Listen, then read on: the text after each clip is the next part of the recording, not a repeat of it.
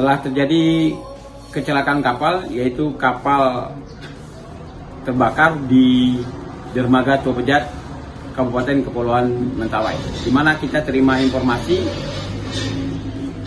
hari ini, yaitu Rabu tanggal 13 Juli 2022 pukul 14.04 dari Bapak Agus Saputra, Kapten kapal KM Simasin.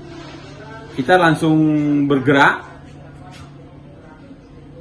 memberikan pertolongan, yaitu menghidupkan water cannon KN SAR Ramawijaya 240 Mentawai. Pada pukul 14.08 kita sudah bisa langsung memberikan bantuan pemadaman api